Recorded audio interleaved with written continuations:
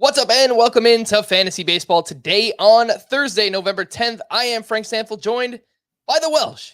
How's it going, Welsh? Are you feeling any better? What's up? I'm feeling much better. I don't know if I sound 100% better, but I feel exponentially better. Of course, as soon as all my friends left, that's when I started feeling better. Of All right, course. well, look, one step at a time, as long as we get you back on track. How was the AFL today? I know you were out and about. It was good. It was a regular season finale. I was at the game that actually didn't matter. I was at a game yesterday where we had more pouring rain and they played through it. I saw Glendale and Mesa. Technically got my last look at Matt Mervis and Jason Dominguez and all of them because Mesa was eliminated.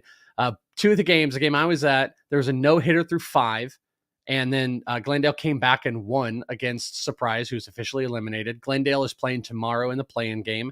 Mesa Peoria today played, winner goes into the play-in game, and Peoria no-hit them through 6 innings and then ended up winning 4-0, one hitting them, and it's Peoria and Glendale. And if that Peoria Glendale doesn't mean much to anybody, but like Peoria is like Jackson Merrill, Angel Martinez, and Glendale is Austin Martin, Edward, Julian, Noel V. Marte, those guys, those teams are going to play against each other, and the winner will play Surprise on my hat here, the Surprise Saguaros, who is Nick Gonzalez, Henry Davis, and that crew. But it was good. Guys are ready to go, though. Guys are very ready to get out of here.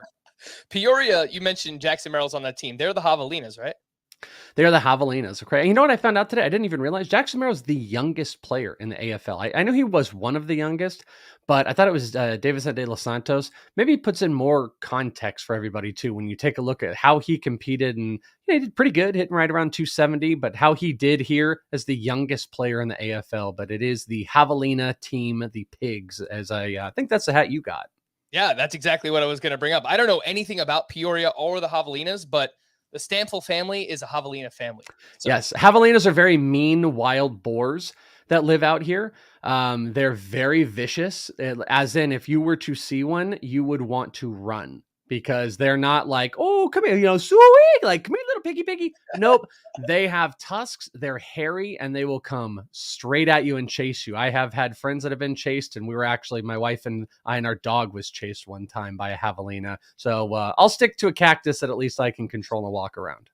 You know, you were 100% right, by the way, because I just bought the first hat that I saw, which was the Javelina's hat while I was out there, because I really obviously wanted a hat. You said, nah, wait, home run derby, AFL Fall Stars game over the weekend. They'll have merchandise for every team.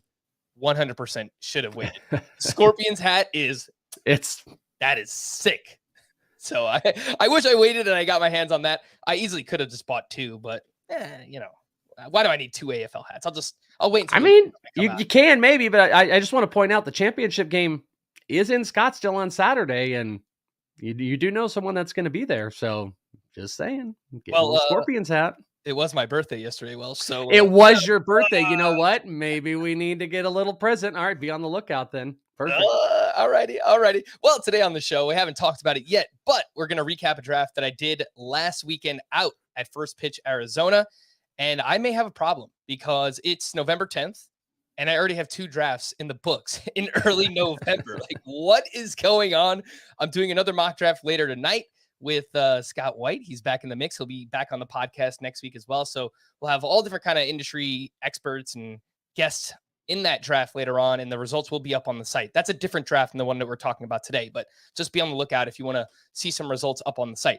The draft that we're talking about today was one that I did last week. As I mentioned, 15-team standard 5x5 Roto. It is a draft and hold, which means that it is a 50-round draft. There's no waiver wire ads. There's no trades in season. All you have to do is set your lineup each and every week. And we drafted the first 23 rounds of this draft, and we're going to pick up the next 27 sometime in January. Hopefully a bunch of free agent signings are done by then, and I will have the first pick in the draft. So I'm very excited to see what happens, because if a closer emerges or something, I'm just going to draft that guy. And obviously that will hopefully help out my team. But let's jump right in. I was drafting 15th out of 15 teams, and we'll get to my team a little bit later on. What we're going to do early on is we're going to focus on just the early round picks and, obviously players that stood out. And I've got some interesting names that I want to bring up as well. Shout out to Mike Scott, who is watching in the YouTube chat. And he was part of a team that was in this draft as well. A 4-man crew. Well, I've done drafts where I've shared teams with one other person. I've shared teams with 2 other people, a triumvirate. I've never seen 4, but the 4 blows my mind when I saw this comment, because I've shared teams with Scott Bogman, who is like another brain of mine. You know, me and him, it's very easy to do. I've done with a few other people that I know as well. I've never dabbled into 3. The idea that 4 people could come to a conclusion on something I don't understand, unless they kind of did the Trump rule, where it's like, all right, guy number 1 gets the final say on the first pick, and then guy number 2 gets a final say on the second pick, and you just go down the line. Or maybe they make the pick. I just don't know how 4 people do it, but you know, God willing, it looks like they did. Yes, they did indeed. And for those watching us, I'm actually going to pull up the draft board right now. Beautiful. Bear with me here, because I took this picture off of a projector, and it's kind of slanted and stuff. It's a very technical picture. It's a very high-end graphic that we've got here, everybody. So just bear with. For those who don't know, I am the graphics department here. I am the producer. I am the host. So I'm juggling a few different things here, but I think you can, for the most part, see what's going on in this picture. So for those watching, you can follow along. But we'll start with the first 5 picks of the draft. Again, 15-team league. So yeah, I think it's easier to talk about 5 names at a time rather than just throwing a whole bunch at people who are listening or watching. The top 5 picks were Trey Turner, Jose Ramirez, Ronald Acuña, Julio Rodriguez, and Aaron Judge. And I think what might stand out right there, Welsh, is Judge going 5th overall, and might surprise some people. But again, it's early November. He's a free agent. We don't know where he's going to play. I think most people, I assume that he will be back with the Yankees, but we've already heard rumblings about San Francisco. They've got all this money to spend. And obviously, if he goes there, it will affect his value for fantasy purposes. So I think we're kind of seeing people hedging a little bit when it comes to Aaron Judge. I've taken a little bit of a step back with him since the end of the season, Welsh. I do think in head-to-head points, he should be the number 1 overall pick. There's no doubt about that in my mind. If you want to make the argument for a pitcher, I think you can. But in Roto, I just feel like Trey Turner and Jose Ramirez are a little bit safer. You look at what they've done each of the past 2-3 seasons, safe floor, high floor, but also a very high ceiling as well. Judge, obviously he has a very high ceiling also, but I think the floor is a little bit lower when you factor in injury risk and the fact that we just don't know where he's going to play right now. So what do you think about that top 5? I think that's going to be a pretty standard top 5 in most drafts this year, at least in Roto. Yeah, so I think the names are right for the most part. Those are the names jumbled a little bit, like my personal order. This is probably jumbled a tiny bit. I don't know, Acuña, I don't know. I kind of look at Acuña and I feel like maybe he should be on the outside of like the 5th spot between these guys. You could question Julio Rodriguez. The Judge thing is interesting though, especially when I get what you're saying. You know, you're saying unanimously it's Judge because in a point you're not worrying about categories and you're just collecting. Yeah. My only thing is though, he was so elite from a power perspective while also providing stolen bases the same clip as Francisco Lindor. I mean, like, think about that. Yes, you get a higher advantage on a few of these other guys. You know, you're going to get a little bit of an uptick when, a little bit, I'm underselling it. You get an uptick when you take Trey Turner or whatnot, but I kind of think you still can go in that range because you can get those big stolen bases in other spots like Tommy Edmond. And I mean, I guess there's a couple other first rounders that go in there. I don't know. I think what keeps me off of Judge going 1 or 2, even in a Roto or a head-to-head, isn't really about the need for stolen bases that Trey Turner, Jose Ramirez provide. It's actually just more about the destination and what we're in for Aaron Judge long-term. If he's going to be in New York or he's going to be in somewhere where it suppresses a tiny bit, but I don't know. I think the argument still lives because he was so insanely dominant and it wasn't a 4 of 5 category. It's like, no, man, the dude hit 60 while almost stealing 20 bases. I think that negates a lot of that needing the stolen bases at the top end of a draft. And he hit well over 300 too. I mean, that's not something that we've seen him do before. He's been, consistently around 280 or over 280. So let's factor that in. Judge is a batting average contributor as well. It's worth mentioning that if you go to fangraphs.com, which I think a lot of people use when looking at either player pages or certain stats, analytics, steamer projections are out. And I'm telling you right now, Welsh, that for anybody who uses draft software and just plugs in projections, Ronald Acuña is going to pop up as one of maybe the top player, because the early steamer projections for Acuña .270 batting average, 31 homers, 36 steals. Yeah. That's massive. That's just absolutely massive. But I mean, the only thing I wanted to add. Yeah, sorry about that. I mean, talk over you there. The only thing I wanted to add with that was what's interesting about that. It's always interesting about projections, and it leads to this elongated conversation about them. It was something. It just stuck in my mind about when we were sitting there with Rob Silver, and Rob was talking about how he's like, oh, well, Josh Hader is going to be very loved by the projections because, and he drew out a very solid explanation. He's like, because these projections are going off of a 3-year basis, and a 3-year basis is much bigger for Hader and how he's performed than he did in that last little clump against San Diego. So I think about the same thing, and it's looking at a longer period of time for Acuña, which is smart. And that's why projections at the end of the day, find the best medium ground. But at the same time, it doesn't necessarily mean they're also anticipating or building in any, short-term bad quality that might carry over into a next year. And I don't want to put that on Acuña because he got, he played hurt and he came back, and some things maybe seem to be zapped a little bit. Maybe he'll come back to it, but I don't know. I'm not surprised that the projections do that because there's a bigger baseline of huge performances from Acuña. You just got to wonder, was what we saw in the back half of the year maybe a little bit more of what we get? And if that's the case, then I would think he's going to be on the bottom half of these top 5. But again, that's this whole projections versus what Steamer has done and how they project them and what you build into the back end of the year. Because most projections, I mean, it's Frank, most projections are not building a whole lot of what the last 3 months were. It's building a bigger, longer term baseline, and that's good and bad. Yeah.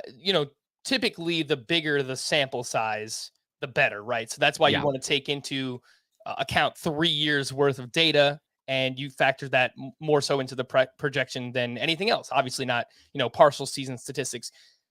On that note, just a last point here on this top 5, Steamer has judged for a .275 batting average, which I just don't really get. I mean, he's a .284 hitter, .311 this past season, .287 2021, .257 in the shortened season, but obviously it seems like that should have less weight than anything else. So I am looking at it right now, and again, a good proven point, which for the hardcore projection, person that's going to fight for them, I couldn't think of the right word, the person that's going to fight and battle for projections, they're going to say, this is how you want to do it. For the person that doesn't like projections so much, if you look at Judge's projection alone, really shows you how much 1 year doesn't mean anything in those eyes, because the homers are down by, what would that be, 33%? The stolen bases are down by about 33%, and they've taken more than 25 points off the batting average in a projection for this year. So for better or for worse, that's a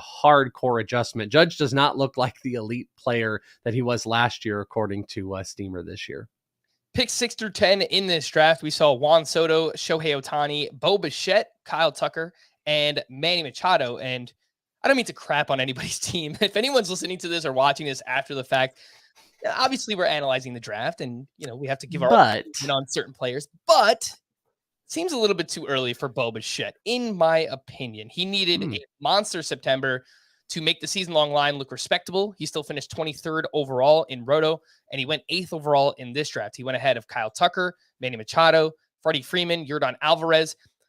I don't think he's off by that many spots. If Bobby Witt was there for me at the turn when I was picking 15, 16, he would have been in consideration. I just think there's a few other names that went just after him that are more trustworthy.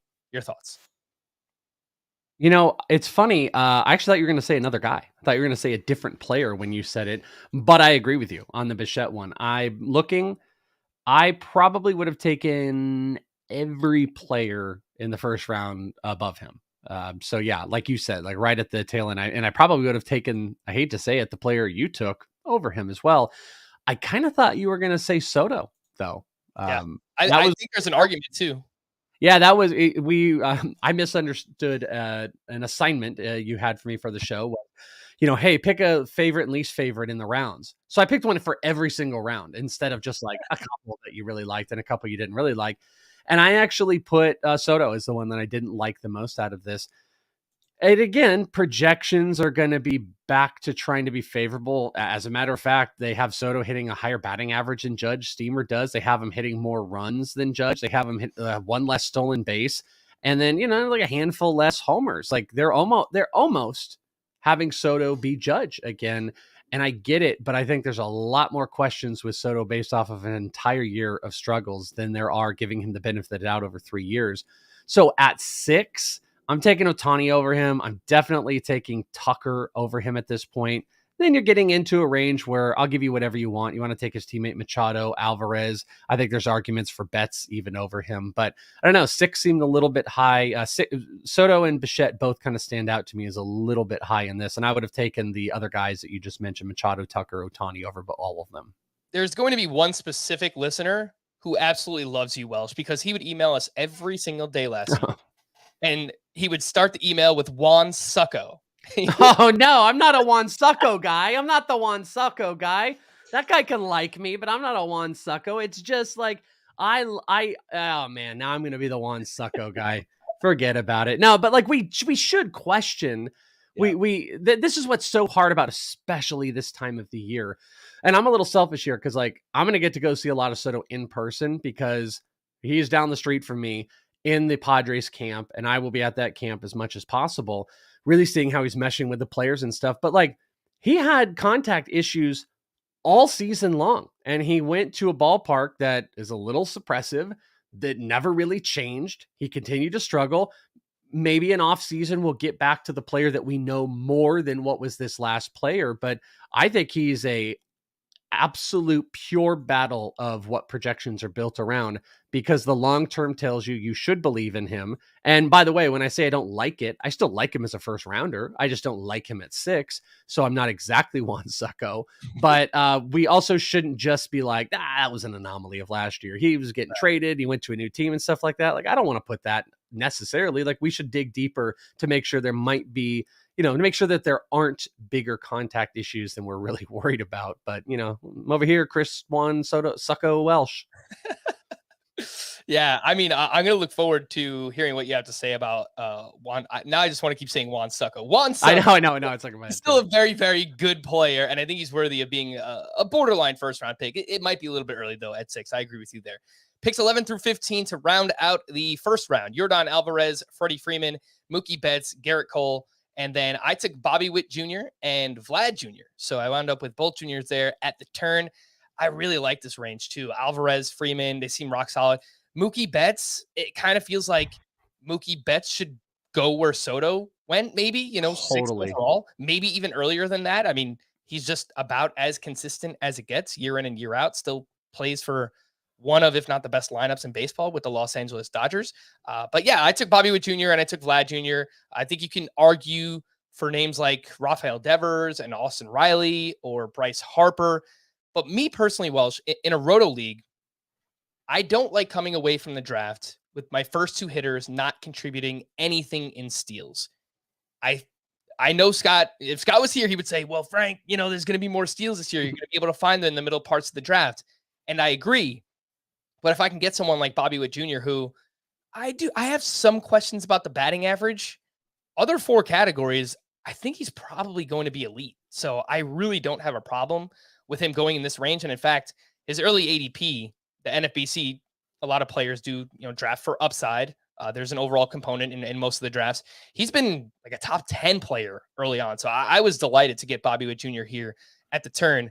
What do you think about his early value, Welsh? Yeah, I know. I love it. I mean, I love it too, because we had talked about this, and I think I even told you, like, if you get Bobby Witt at 15, that's stupid. And you ended up getting Bobby Witt at 15. Like, I think that's a steal.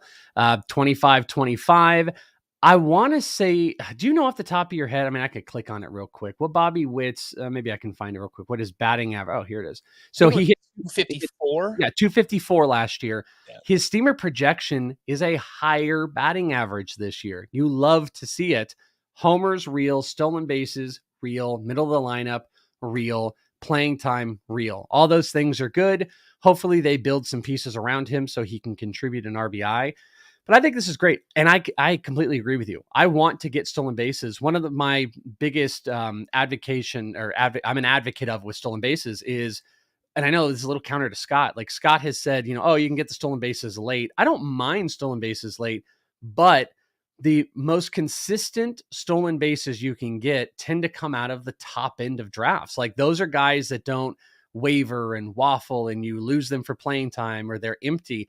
The guys with the high end stolen bases, there's a reason you're paying up for them. And I know it feels weird sometimes. You might be like, oh, I don't want to get Kyle Tucker. No, you can get 30 stolen bases out of a first or second round talent and you're getting all 5 tools.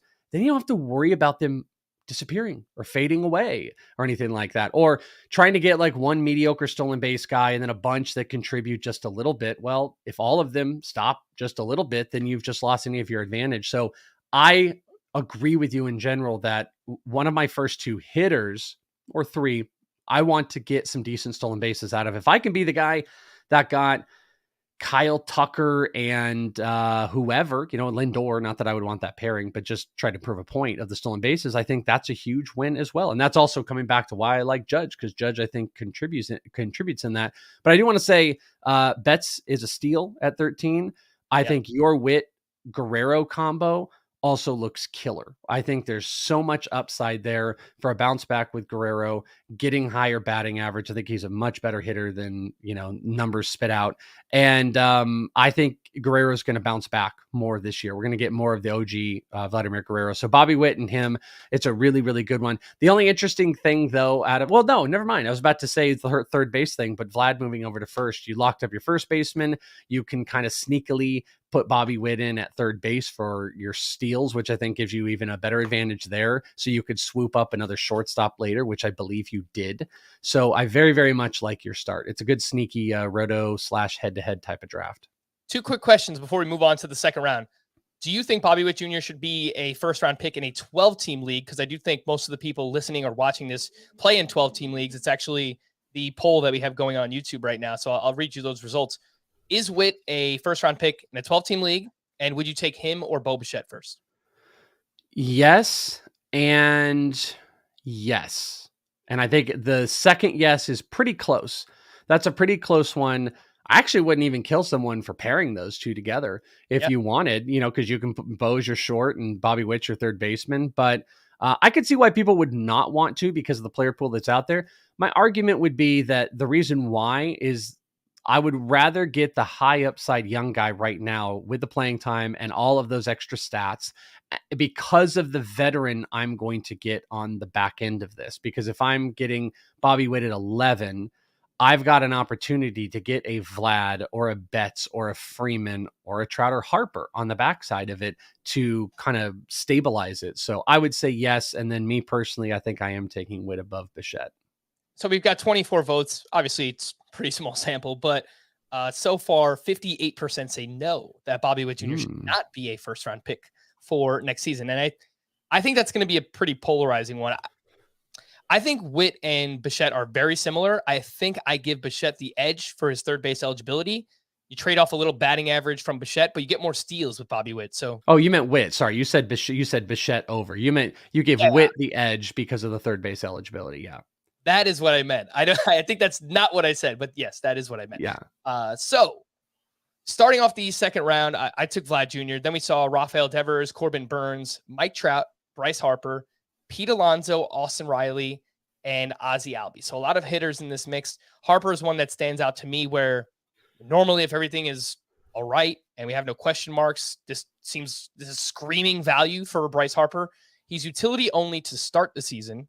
And I'm kind of nervous. This week they announced he's going through his options, trying to figure out what he's going to do. Is he going to have elbow surgery or not? And if he does, he's probably going to miss time to start the season. So I do think that anyone that's doing drafts right now, you have to be careful when it comes to Bryce Harper.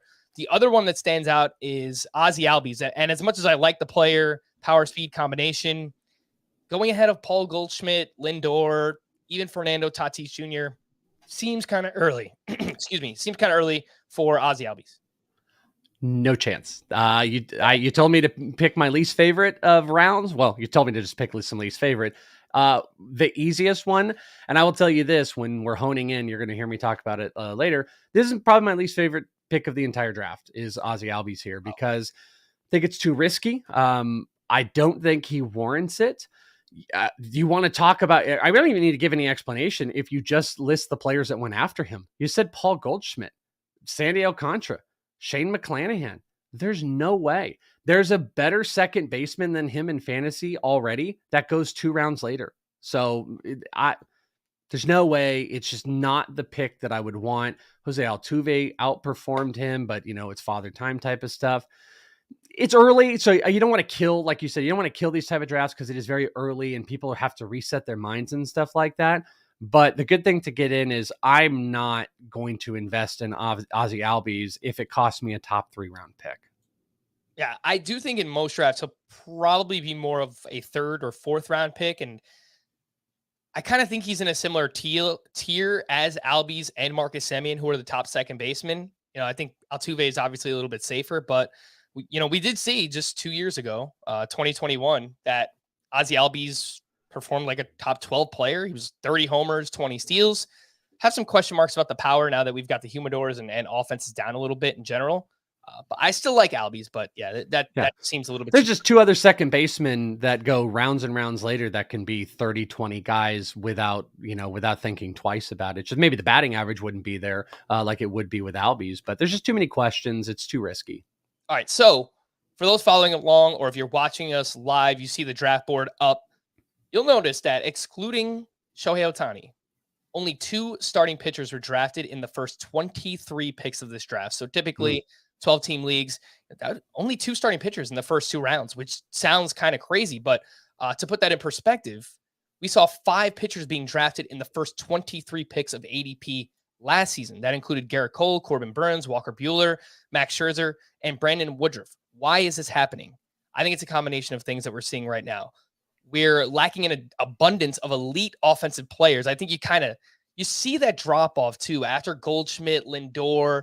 In the early to mid 3rd round, you have to start making decisions about guys like Xander Bogaerts and Luis Robert and Michael Harris and JT Realmuto. And those are good players, but either, they don't lack that elite skill, or they're younger guys that, we just haven't really seen do it for multiple seasons.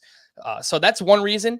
And I just don't think that there is a clear top tier of pitching. Where does it start? Where does it end? How do you rank them? What order do you put them in? I think people have hesitation about being the 3rd or 4th team to take a starting pitcher because, frankly, they just don't know who to take. They don't know how to differentiate Sandy Alcantara and Shane McClanahan and Jacob deGrom and all these names. So you're like, all right, someone else make the decision for me, and I'll just take whoever falls at that point. So I think for those 2 reasons, that's why we're seeing pitching going a little bit later right now. It could change. I think many things are going to change before we get to February and March, obviously.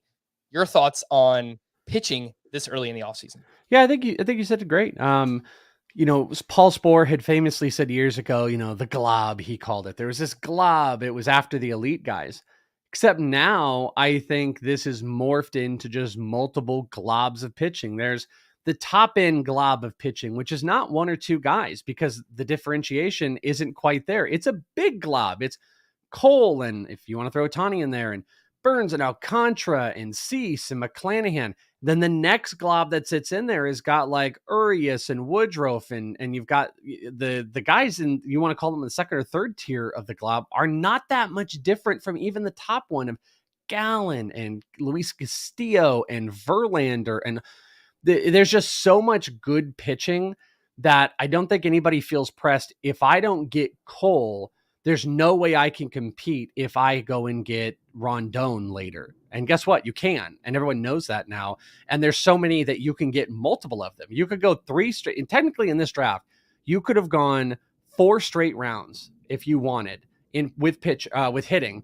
And then in the 5th and 6th, you could have gotten a combination of Luis Castillo, Rondon, Gallen, Gossman, Joe Musgrove, Framber Valdez as 2 of your pitchers. Yep. That says a lot when you can take the advantage of taking those amazing hitters early while one guy's taking Cole and you're getting Paul Goldschmidt or Vladimir Guerrero. And then in that 5th and 6th, you're still getting 2 ace-like pitchers. So that's just me putting a lot of names to kind of the theory that you just said. I agree completely. And I don't think that you should be so married to a draft strategy or something that you've done in years past, because for years I would tell myself, I can't leave the first 2 or 3 rounds without a starting pitcher. I need a trustworthy ace. I've got to get at least one. You just listed it off. If I can come away with 2 of those starting pitchers that you mentioned in rounds 5 and 6, whatever it might be, I'm totally fine with that. And again, the fact that we're lacking elite offensive producers, we still have some of them. I don't want to say like there's no elite offensive players. There is, but there's just not as many as there have been in years past. So that's why I think you almost want to like double down and give yourself more insurance policies by taking hitters in rounds. You want a visual too.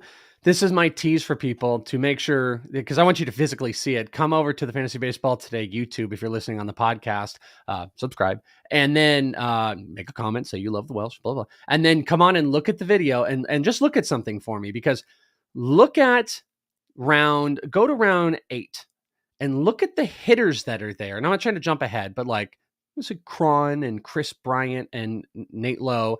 Look at compared to the pitchers, you still have Snell and Kirby and Wright. I don't think those are the same. I don't think the same value of hitter exists in round 8 that you still get in value of pitcher in round 8. And even into 9, we see Kershaw, Nestor Cortez, Severino. Just one of those things. It's something you deal with in fantasy football. It's kind of been a running back versus wide receiver strategy where it's like, hey, look at the running backs in round 10 compared to the wide receivers. It's not close. Wide receivers deep. Well, in this situation, the hitting is not close to what pitching you can still get. So I'd rather stack up some hitting early. It doesn't mean they're all garbage. I'm not trying to say that, but it's just like, give me those elite hitters early, because I could still get Kirby. I could get Kershaw. I could get Severino. I could still get some awesome pitchers. Freddie Peralta went in the 10th. I get some awesome pitchers in, round 7, 8, 9, and 10 to build out a pretty incredible rotation of big strikeout guys. And hopefully I've maintained, a decent ERA as well. Couldn't have said it better myself. Let's take a break, but first promote a few things. We do have a new TikTok account at FBT Pod. So for all the kiddos out there, you got a TikTok, make sure to follow us, come interact, like some videos, drop some comments on there. I may or may not have uploaded a TikTok of the Welsh comparing Jordan Walker to Julio Rodriguez. So you can find that on our TikTok right now. I have to see it. You told me. I was like, am I TikTok famous now? I have to see. I hope I sounded eloquent. Oh, probably you not. did. Yeah, and Of course, I covered it up with some Jordan Walker highlights that I scooped up while I was out there. So it's cool. I mean, we're doing more short form. That's the word that I'm looking for here. Short form content, some original content. You notice that on YouTube, we've got some shorts coming out. But yeah, give us a follow on TikTok. The link is in the podcast in the YouTube description. Scott White is back next week, and we are picking things back up with third base. We're going to recap, look at some early rankings, and then, of course, we will get some top prospects from the Welsh to know at the position. Let's take a break, and we'll be back right after this. Welcome back into Fantasy Baseball Today. I do have a quick game that I want to play. We've got some news and notes too, some options to talk about, some minor trades being done as well. Free agency is technically open right now, but nothing crazy going on yet. Little lightning round here. Some polarizing players that I've got for you, Welsh, and you tell me whether or not these players, in your mind, again, it's very early, things will change. Early, did this player go too early, too late, or does it sound just right? And we'll start with Fernando Tatis Jr., who went in the 3rd round at pick 33. Your thoughts, early, late, or just right? I think it's just right. I would even argue it might be a little late, because you got to remember those playoff games ate into some of that suspension time. So now it is, I think 20 less. Yeah. 20 less games that is going to be missed, which is a significant deal. And not to keep going at it, but you want to look at the projections that are already putting out there. Tatis is still putting up some big numbers. So I'll say it's just right for the time that's going to be missed, but it's definitely not too early. Yeah, I would almost err towards it. It might be a little bit too late. Yeah, I think I want to, take a shot on Tatis and either. I think when it gets closer to the season, I think like he's going to be sneaking pretty heavily into that 2nd round. Man, the projections for Steamer, 283, 37 homers, 20 steals, and only 125 games. That is absolutely insane for Fernando Tatis. Michael Harris, he went in the 3rd round. He went at pick 41, 3rd round of a 15-team league. Obviously, that would be the middle of the 4th round in a 12-team league. Michael Harris, 41. Early, late, just right. Oh, man. Everyone wants me to say it's too early. I just hate to tell you it's not. It's just right. It's just right, I'm going to say. Yeah, I think that's fair too. At early ADP, he was going in the 2nd round. So he actually slipped a little bit in this draft. And If he made it to me at the 3-4 turn, I would have taken Michael Harris myself, but he went a few picks before. His teammate, Spencer Strider, also went in the third round of this draft. He went pick 43. So in a 12-team league, that's getting closer to the end of round 4. Early, late, or just right? Man. So, okay. I think it's a little early, but I'm going to be the person that's not going to be afraid to pay the cost of what it is. We had a big old debate at AFL in the stands about Spencer Strider. And there's a few of us. There's camps of guys. There's a couple people that are like, it doesn't matter, I'm getting Strider. And there's a couple people that's like, hey, it's a little too risky. I will take Strider where I have to. I'd like to see him sitting, especially when I see a guy like Zach Gallen, who was closer, I think, into the 5th round. That comparatively, actually 2 rounds later, that comparatively makes it look like it's too early, because those two should be a little bit closer. So maybe Gallen is the one that's behind, but I'm going to say it was a little too early for Strider, but with a caveat that I'll still pay the price. I love the gif of the little girl where she's like, why not both? And why would you just go, why don't you take Spencer Strider and Zach Gallen, right? It seems to make sense to me, right? You know, if I'm taking Strider as my SP1, I want an SP2 that I feel pretty comfortable about the innings that they're going to provide. And if you think that Gallen is past the shoulder and forearm, elbow, whatever he's dealing with the past couple of years, he's probably going to give you close to 200 innings pitched. So you pair him up with Strider, I think you feel pretty good about that combination. And that you could maybe do like 4-5, because we know Gallen's around the 5. So if you went 3 straight hitters, you could really build up, your core, get 2 guys that get you some stolen bases, maybe another bat that's in there, make sure one's an infielder. And then you go Strider, Gallen. Maybe you got to sneak a closer in there as well, but The next name I wanted to bring up, Jazz Chisholm. He went in the 4th round at pick 54. So again, if you play in a 12-team league, that's middle of the 5th round. And this past season, he was on pace for a 35 homer, 30 steal season. He is ridiculous. Can he stay on the field? What do you think? Early, late, just right?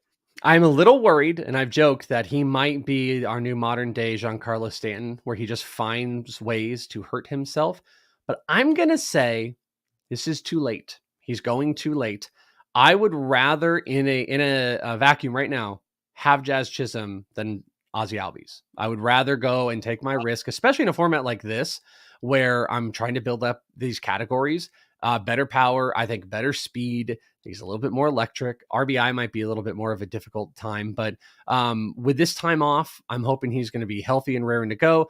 I kind of blind myself to injury stuff, especially with younger players, even though this has been a little bit of a trend. He's a very aggressive hitter, but I think from a fantasy perspective, he's everything that you want. So I think this is too late. I think this is a 3rd rounder. All right. Vinny Pasquantino, everyone's favorite first baseman. 5th round, pick 63, going ahead of Kyle Schwarber, Justin Verlander, Carlos Rodon, Adolis Garcia, Starling Marte. Early, late, just right. It's a little early. It's a little early for Vinny. I'm sorry. No, Scott's going to be upset about that. No, Scott would agree with you. Scott would not take him ahead of those players. I can no. And I'm looking into the next round. Not sure I'm going to take him over any of those players either. So it's a little too early for Vinny. I love Vinny, especially if you're OBP and, there's good power numbers and stuff like that. But that's way too early. Christian Javier, World Series champion Christian Javier. 6th round, he went at pick 80. He went ahead of Joe Musgrove. He went ahead of Framber Valdez. He went ahead of Robbie Ray. Early, late, just right on Christian Javier. It's a little early too. I like those other guys ahead of him. I couldn't do that. Especially when you give me, if you didn't give me the context of the players and I just thought about the round, I might have said, okay, maybe it was just right, but no, it's not over those players. It might be a round or 2 later. It might be round 8 in this, maybe 7, late 7. So that's too early. I saw that Scott put out his starting pitcher ranks for next year, and he has ranked the top 40. He has Christian Javier as his SP26. Just behind whom? Framber Valdez, Joe Musgrove, and Robbie Ray. The exact. Okay, there you go. But he's in that range. So, once those guys are gone, maybe it's a late 6th, early 7th rounder in a 15-team league, which is more like a 7th round pick or an 8th round pick in a 12-team league. All right, we're going to take a little bit of a break from the draft here. We're going to get into some news and notes. As I mentioned the other day, make sure that you are subscribed to the podcast. You are subscribed to the YouTube channel, have notifications turned on, because with free agency starting, we're going to have emergency podcasts for big name free agent signings or trades, whatever might happen. So you want to be alerted whenever we go live. Jose Ramirez underwent thumb surgery on Wednesday and will return to baseball activities in 6 to 8 weeks. Should be all good for spring training. And again, worthy of a top 3 pick, I believe, in fantasy baseball. The Red Sox added prospect Enmanuel Valdez to their 40-man roster. He's a 23-year-old who had a big season in the minors, hit 296 with 28 home runs between AA and AAA last season. Welsh, I don't know if you have big thoughts on Valdez, but I've seen some rumors of the Red Sox maybe shopping around for a second baseman. They can move Trevor Story over to shortstop. Xander Bogaerts is a free agent. They still could bring Bogaerts back. Who knows? We'll see what happens. But I kind of want to see them give this kid a shot and see what he could do. What do you think about him?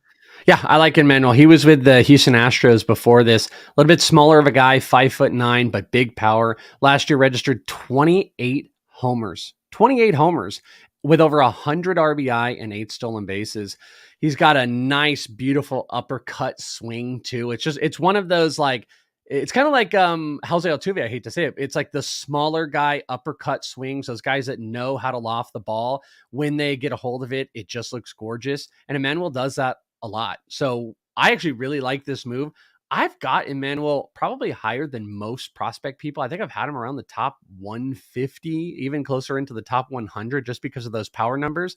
And he's just not a household name whatsoever. So I would love to see him get some opportunity for sure. I like that comp too, just from a size perspective, right? Valdez, 5'9", 190. He's kind of a smaller dude, but he packs a punch. And I was actually checking to see if he was a lefty or righty. He's a lefty, so I would have been a little bit more excited about him if he was a right-handed bat in Fenway. But either way, I think there is a big pop from the middle infield there with Enmanuel Valdez. Nick Solak was traded to the Reds for cash considerations, and I just can't quit. In deeper leagues, I'm going to have some interest. How about this for a comparison, Welsh? Nick Solak in his career has hit 252 with a 700 OPS. Brandon Drury in his career before 2022, which if I brought up Brandon Drury last year before the season started, people probably would have laughed at me. He hit 249 with a 711 OPS before last season. Great American Ballpark does great things for a hitter. If Nick Solak can find his way into some playing time, I am interested. I am very interested. What do you think? That's where I saw that. I was like, where did I see that he is this year's Drury comp? That's where it was. It was you that put it out there. Yeah, I've never been the biggest Nick Solak guy. I mean, to be fair to your point, though, like I really struggled with Drury. One of my biggest struggles overall is these like way, way, way late booming players. These guys that have gone through minors and got up to the majors and struggled and struggled and struggled, and then something reclicks. Because I'm looking for something tangible. What's the thing that reclicked with Brandon Drury this year? I still don't know. You know, like, was it a huge? I mean, obviously you can go and look and like, oh, he's not swinging at this or blah blah. But like, was there a mental change? Was there an approach change to what he was swinging at? Like, I just don't know what that is. So how can he be bad for so long? So the same thing with Nick Solak. Like, he's just not that good. Like, he couldn't break much with the Rangers. He could steal some bases. There's power. There's like Walmart 5 tools, but they've never come together. You know, it's blue light special. It's been canceled at Kmart. So are the Reds going to be able to put that together? Maybe they did it with Drury last year. Maybe there's going to be opportunity, but they've got a lot of Nick Solaks. It's called the Nick Senzel. So Spider-Man meme with those two. I get why you can be excited because that's a team that doesn't have that has opportunity. The Reds have opportunity. And if Nick Solak could break that, okay, cool. Maybe the Reds have a formula. Cool. I just don't know that they do. I don't know if Drury is going to be the example that I'm going to start putting on all these type of players, but we'll pay attention to Nick Solak for sure, because if he got regular playing time and hit consistently, he could be a 20 stolen base guy. So that is valuable for sure. He is just not Drury. They're very different. Like, I think they're different statistical players that you would be getting, but I understand what you were doing. Yeah. Look, this is a very deep league play, by the way. You know, like just a name to just, all right, tuck it away and we'll figure out what happens come spring training. But if you play in deeper 15-team leagues or NL only, he's a name to know. That is NL only, no doubt. Yeah, no doubt about it. Colby Allard was traded to the Atlanta Braves in exchange for Jake Odorizzi, and according to their GM, Alex Anthopoulos, Allard will join Mike Soroka, Ian Anderson, Kyle Muller, and Bryce Elder in a competition for the team's 5th starter job. So again, there's a lot of names there: Allard, Soroka, Ian Anderson, Mulder, Elder. There's intrigue with, I think, a good bit of those. If I had to say now, I think if Soroka's healthy, probably would be my pick, but I wouldn't be surprised if Ian Anderson gets back on track too. I wouldn't be surprised if Ian Anderson has moved off this team. I mean, Really? he's just fallen. I mean, you're in a 5-man battle for the 5th spot and you're going up against Soroka.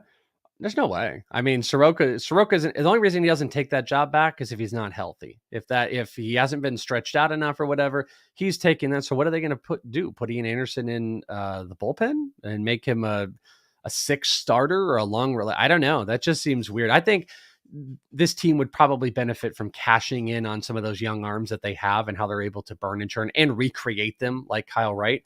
I think they would do well on burning off one of those arms and probably making a pretty valuable trade, maybe bolstering their bullpen if they wanted or something of that nature. Because Ian Anderson, I've never just been a big Ian Anderson guy, but man, that's crazy that he's in that competition. We did have one more trade. The Pirates acquired Ji-Man Choi from the Rays in exchange for pitcher Jack Hartman. And I don't think there's much to see there with Ji-Man Choi. I think the Rays side of things is a little bit more interesting because obviously we're watching for Kyle Manzardo. I don't think he's going to be ready for opening day. You know, maybe he's a midseason call-up, whatever it might be, one of their top prospects in the organization. He plays first base. But in the meantime, Fangraphs depth charts has Jonathan Aranda penciled in at first base for now. Now, they can make moves in the offseason. Aranda's kind of an interesting player because he's put up some big minor league stats. Hasn't really been given a fair shake. Welsh, any thoughts on Jonathan Aranda with the Rays? Yeah, so I think you said it well. Aranda makes tons of contact. He's another one of these smaller, kind of like Emmanuel, one of these smaller type of guys that has pop, but he just makes tons of contact. But there's the rumor going around the GM meetings right now is there is not a team more active in trade talks than the Rays right now. And I think the Rays have a glut of players that are like each other that they need to consolidate from. You know, you ever going to find playing time for Vidal Brujan or Josh Lowe or Walls? I mean, they have all of these guys. Jonathan Aranda would be another one of those that, you know, is there something in the works for them? Could they package a couple? Could they package Lowe, a pitcher, and Aranda in maybe like a little semi-mega deal, you know, like a tiny one where you're trading 3 really good assets to play for now and maybe bolstering like a high-end pitcher for a team that wants to move off? I just don't know if they stick with all those guys. I kind of have a hard time believing that they're going to let that entire infield be Franco and Vidal and them. I think someone's going to move, but if not, Aranda's possible, but I just, he doesn't fit I was about to say he doesn't fit the body type or anything like that, but it's the Rays. The Rays, they fit square pegs and round holes all the time.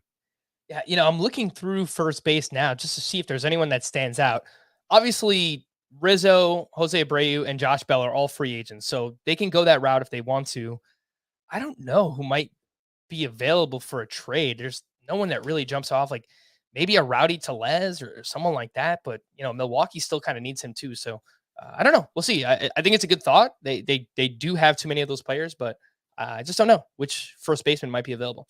Both Tarek Skubal and Casey Mize are rehabbing from their respective arm injuries, but both are expected to open the season on the IL, potentially miss a large chunk of it as well. Red Sox GM Brian O'Halloran told reporters Garrett Whitlock and Tanner Houck will be prepped as starters for next season. I saw a follow-up somewhere that said Tanner Houck is the best option that they have at closer, which I don't disagree with, but again, I guess we'll find out. But if Houck is in the rotation, I don't know who's going to close games. I mean, maybe it's you, Welsh. Yeah. Who are they going to use? I just don't know. Pretty devastating cutter. I would want to see Whitlock there. That was what I wanted Whitlock to do. And I felt like the starting stuff really wasn't, and teams have done this. I remember the Diamondbacks doing this with Archie Bradley. That's a horrible example because nothing worked for him, but you know, they tried to keep stretching out and it didn't work and then end up getting the bullpen. I can appreciate that Whitlock is going to get the opportunity. I don't think they should stretch both of these guys out. I actually do believe that they should pick one and they should let one really lock into being a closer. Because the only thing I don't like about that is, like, let's say you go both. And let's just say somehow like Tanner Houck ends up being awesome in a rotation, can go deep, and Whitlock's not again. So then, like, how long is a transition going to be back to going into a closer? Though what I would say is for everybody that's arguing about this, what that is probably telling because they don't want either one of those guys as closers. They're going to hit the market. And I know in the free agency, it's like Ranger Suarez. That does not mean that they're not going to go calling and pushing around. There's plenty of teams that have got 3 or 4 guys that could be closer material nowadays. So I think the Red Sox are going to go and call, and they're going to make a move, and they're going to move some assets. I know you said Ranger Suarez. I think you meant Robert Suarez. Robert Suarez. Yeah. Yeah. Not the Phillies guy. Which is worth mentioning. He actually just re-signed with the Padres. So, I didn't even see that. That just came out, a couple minutes ago. Signed a 5-year deal worth $46 million. Would it surprise me if Robert Suarez is closing for the Padres next season? Maybe they bring in another name, but Josh Hader's a free agent, and Suarez was really good. So, could have. How about Boston unloads the checkbook for Hader? Maybe. Maybe they bring in Kenley Jansen on a 1-2 year deal, something like that. So maybe they need it. The past couple of years, the back end of their bullpen has been rough. Japanese outfielder Masataka Yoshida is likely to be posted in the next 2 weeks. He hit .336 with 21 homers and an OPS just over 1,000 last year in Japan. And he's already kind of been linked to the Yankees, which he's got this big left-handed swing. I saw one of his home runs and would play well in Yankee Stadium. Frankly, might play well anywhere, but just a name to remember there, Masataka Yoshida. More option-y type things. Justin Verlander declined his $25 million option and is now a free agent. And I assume he'll have a very long list of suitors, assuming he wants to play again next season. The Mets picked up Carlos Carrasco's $14 million. The Rangers picked up Jose Leclerc's $6 million. The Giants declined Longoria. The Rays declined Kiermaier. The Orioles declined Jordan Lyles. The Astros declined Trey Mancini. AJ Pollock declined his $13 million option, will become a free agent. Drew Smyly did the same. He's a free agent. And James Paxton, no surprise here, exercised his $4 million player option and will remain with the Red Sox. That's a business move, Frank. That's a business move for the cash book. Yes, I have an option. That's a yes. Yes, I agree completely. Here are the players that received the qualifying offer, which is $19.65 million. Aaron Judge, Trey Turner, Xander Bogaerts, Jacob deGrom, Dansby Swanson, Carlos Rodon, Brendan Nimmo, Wilson Contreras, who already rejected the offer, no surprise, Chris Bassett, Anthony Rizzo, Tyler Anderson, Martin Perez, Jock Peterson, and Nathan Eovaldi. I could see the last 4 there. Anderson, Perez, Peterson, Eovaldi, maybe take it. Anderson, Perez, they probably could get multi-year deals, but those are the ones that I think we have to be on the lookout for. A few other draft takeaways. We've got about 10 minutes left. So let's just observe my team, Welsh. Be as mean as you want, as direct as you want to be. If you love the team, tell me. If you don't, tell me that too. So we'll start with the infield. Reminder, 15 teams, 2 catchers started, a corner infielder, a middle infielder, 5 outfielders, and 9 pitchers, which you could divvy up however you want. 7 starters, 2 relievers, 6 starters, 3 relievers. And we will start with the infield. My catchers, I've got Tyler Stevenson and Yasmani Grandal. Grandal, who I got very late. I think it was around 20 or 21, something like that. Vladimir Guerrero Jr., Jonathan India, Bobby Witt Jr., and Carlos Correa. So that is first, second, third shortstop. And then my middle infielder is Ezequiel Tovar with the Rockies. My corner infielder is Tristan Casas with the Red Sox. Seems pretty balanced to me, Welsh. The only thing is maybe I put too much weight on rookies starting in a Tovar and a Casas. But what do you think about that infield? Yep, I think you kind of nailed it. If I don't give you any context and we just go names, I love it. I'm always a Carlos Correa guy. I kind of always give him the benefit of the doubt. I think he's just ultimately talented. He just always underperforms. The Vlad thing is what carries it. I love Bobby Witt. Tovar's such a great bet. Casas. But like you said, I think there is a ton of risk. I think there's a ton of risk in there, which I think this probably lacks typical floor. I feel like I would see from you just because you've got a rookie at shortstop, a rookie corner infielder, a way underperformed young player in Jonathan India. So I think that's really risky. I see lots of stolen base potential in there. I see some power. I got to tell you, I just hate 2 catcher leagues, but I do a lot of industry ones. I love your combo. I think Tyler Stevenson is a steal. Where did you get him? Did you get him? You got him I got him at the 7-8 turn, which I will bring up in just a bit. That was kind of the first time that I panicked in the draft because I just got sniped. I had 4 players in my queue. They all went within 6 picks right before my pick. I was about to say it was probably like Alejandro Kirk, McKenzie, Oniel Cruz, and MJ Melendez, probably all those guys. Yep. And Logan Webb was in that mix too. So Yeah, so I think you did well. I think you really did well in a two catcher format. I just think this is, and kind of looking ahead when I also see your outfield, I think Well, there's some youth risk that also maybe is showing some power lacking. all right. Well, let's talk about that outfield, which starts nice and then it falls off a bit of a cliff here. Little one, little tiny cliff. Yeah, just a little. Hill. It's a hill. Randy Arozarena and Starling Marte, again, those top two like that. And then Brandon Nimmo, please sign with the Rockies, please. Jorge Soler, Jesse Winker. It's very bad and it's very injury prone. I don't. Do I get a full season combined from those three players? I don't know. I can't tell you that. Maybe, yeah, And then maybe. I have Oswaldo Cabrera from the Yankees in my utility spot. He has outfield eligibility. So the one thing I took away from this draft is if you play in a 5 outfielder league, typical roto leagues, you have to make outfield a priority. You have Totally to right. get 3 of the top 30. You have to. It gets so bad. And at one point, it was just so bad. I just kept waiting. I was like, I don't want any of these players. They're not better than the pitchers or infielders that I can take right now. So I'm just going to keep waiting. And this is what I wound up with. I like the top 2. It's very risky. Dude, I do this so much because we do tons of roto and head-to-head stuff. And anytime we do 5 outfield, especially during draft season, one thing I do a ton of is mock drafts, these mock draft episodes I do. And I have the same thing kind of happen where I will get enamored with, I get this shortstop and the second baseman, got to get my closer, got my starting pitcher, and then I get an outfielder. And next thing I know it, we're in the hundreds. I've taken 1 or 2 outfielders and I go, oh my God, what has happened to this crew? I always feel better about my team when I've got 3 studly-ish outfielders. I always feel better. And I think you would too. You would have felt a lot better if, really you push these guys down. If it ended up being like, if it ended up being a Arozarena as your second outfielder, Marte as your third, or even whatever, you just throw someone else in there where it's Nimmo and Soler at 4-5, this would look exponentially better. So I guess when I now put together with your hitters, I just feel more risk. I don't feel as much floor, which again, it's all about upside and stuff like that. Like if Tovar works out, you're going to be killing it. If Casas is playing every single day, probably going to be killing it. So that's going to make up for a lot of the inefficiencies and you will have a decent amount of power. But if you do look at that outfield, it's like a Arozarena is your 5 tool. Marte lacks your power. Nimmo kills your power, good average. Soler gets you power, but hurts now, kind of brings down your good average guys.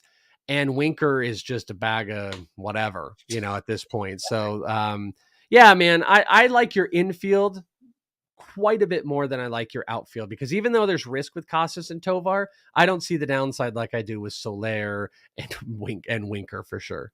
It is a disaster. I will openly admit that. And for those watching, you'll see the draft board.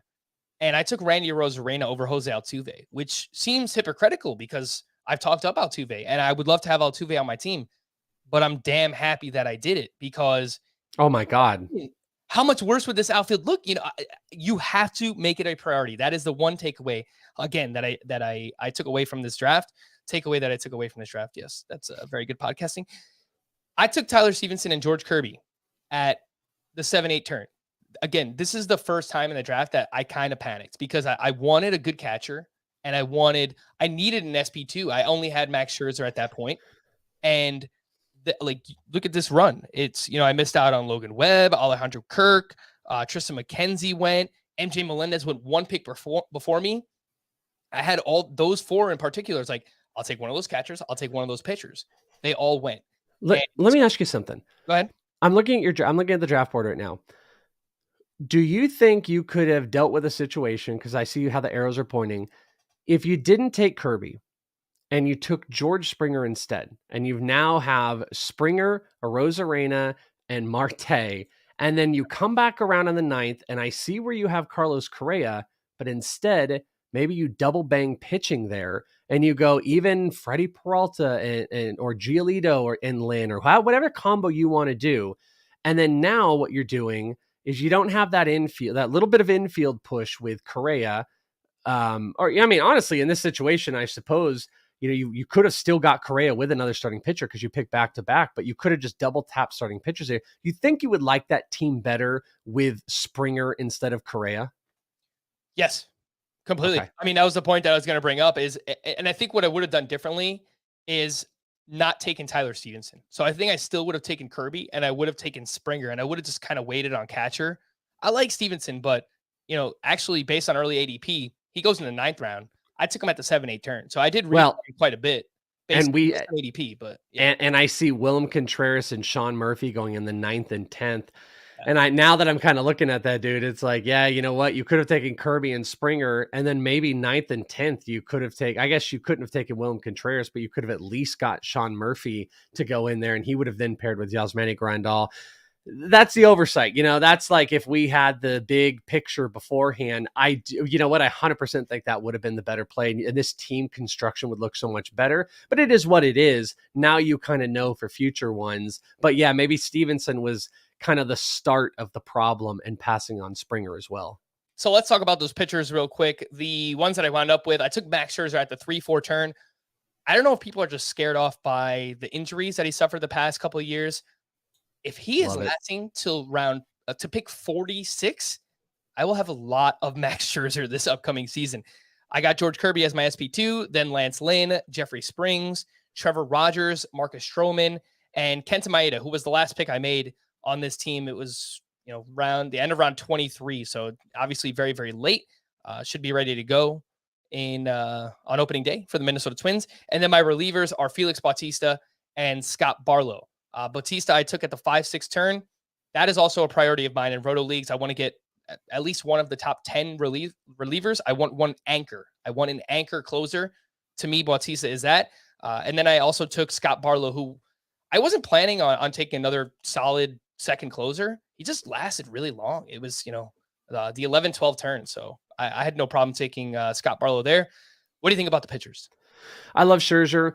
Again, this is one of those things where it's like, you can't pick on the pitching when you're picking on the hit. Like, you had to give up a little bit. And obviously you prioritize the hitting a little bit more.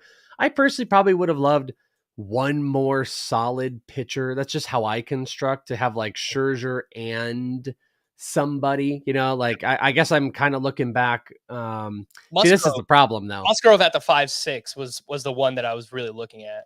Yeah, see, like personally, I'm not taking Felix Bautista there, and you could have taken Starling Marte and Musgrove, and I probably would have felt better. But what we're doing is we're digging into the same trench of like, all right, now if I didn't take Stevenson and I took a closer, but wait, that's where we were going to take Springer, and all this stuff would have started to happen, and you can't have everything. I think the Scherzer one is ridiculous value. I completely agree with everything you said. You got a couple names, like Kirby is my number 2. I don't feel comfortable. I'm cool with buying back on Lynn. I'm just not as big on him. I love the Springs, though. I love the shot with Rogers. Stroman's a good innings eater. So I dig those. I dig what you did. And you made this great point at the very beginning that hopefully people have in the back of their minds. You have the first pick when it comes back. So, like, you've kind of built the construction of your team. But if something crazy happens in the meantime, you are going to have the first shot at throwing in this next guy and getting this next guy. Back to maybe why personally, if I'm building this, I'm like, I know you think Felix Bautista is like a linchpin guy. I kind of would have probably locked it off. Like, I need Class A. And then I probably would have had a couple other guys. And then I'm not paying a super high price. That even if you could have upgraded Scott Barlow just a tiny bit, and then taking your second closer with your first pick coming around, you're going to have more insight when the draft starts back up, because you're going to be closer into spring training and everything like that. So that's just me picking apart a few of those little things. But I like the overall team construction of everything you did. And Frank's a dang winner. So, who am I breaking this down? Frank is 2-time tout champion points, of course, but Frank knows his stuff. So I think you did a really good job, but it is good looking at these early ones and kind of re-breaking where we would have moved here and there. Yeah, no, I appreciate that. And like you said, I'm a winner in head-to-head points. Roto has given me some fits the past couple of years. So obviously trying to learn a little bit and get back on track there. But let's wrap up. I know you had a bunch of favorite and least favorite picks for each round. You don't have to go each round, but maybe, the top 3 in each of those categories that stood out to you most. What do you think? I'm sorry, say that again. The favorite and least favorite picks. Okay. So my least favorite picks, I'm going to go with Ozzy Albies. Like I mentioned, I think, oh man, I kind of want to change this one. Okay. Round 7. I didn't like Tyler O'Neill going in round 7. I felt like that was too high. I feel like Tyler O'Neill might have been able to push himself out of a gig in general. So I didn't like the Tyler O'Neill ones. I didn't like the Ozzy Albie one, like we mentioned before. As far as some that I really liked, I think I've mentioned a lot of them. I loved Gallon by Team 12 in round 5. I thought that was a fantastic pick. I loved Franco in round 6 by Team 2. I thought that was a great value. And this might surprise people. I'm trying to say if I want, you know what? I think you have this. I'm going to add it in there. I love the Gunnar Henderson one. There is a player that I love that if anyone knows me is going to be shocked by it, but I think you have him written down as someone that you really like. So I'll throw that back out there. Now I don't know which one it is. Well, the picks that I wrote down that I like the most, Verlander going in the 5th round. I think right now people are just kind of worried he might retire. I think he would have hinted at it or, said something about it by now if he was going to do that. So I think he's going to be back. And if he is, he's obviously going to go higher than this. Starling Marte at the 5-6 turn, who I took, he was still really, really productive when he played last year. I know he missed time. He always misses time, but I think he's a pretty good bet for, 2020 at least, maybe even a little bit more steals. And Corey Seager in the 6th round of a 15-team league, that's who I was debating. But again, I'm happy I took an outfielder because it just drops off. Seager, I think he's going to be a monster. His, expected numbers on StatCast this past season were great. I think he's going to hit like 280, 30 plus home runs. By next season, 2024, would not surprise me if he's like a 2nd or 3rd round pick again. So yeah, I could see that. And actually, it was one of the young guys throwing back out, O'Neill Cruz. People would be surprised to hear me say that and how critical I was last year. I actually think O'Neill Cruz came at a pretty good cost this year, not compared to what it was last year. Steamer projections are wild. I think they're a little too wild, but he had an amazing second half. So like that Gunnar Henderson 8th and O'Neill Cruz 7th, I thought those, and I think it was by the same team, like team 13, if I remember correctly. Yeah. Both were, I thought, were really, really good value picks. That was actually our buddy Joe Arrico. He made those picks. So good job, Joe. He did a great job. On, Joe. Yeah, O'Neill Cruz, that was 103 overall. So yeah, that seems like a pretty good value. Pretty good. We're going to wrap there for the Welsh. I am Frank. Thank you all for listening and watching Fantasy Baseball today. We'll be back again on Tuesday. Bye-bye.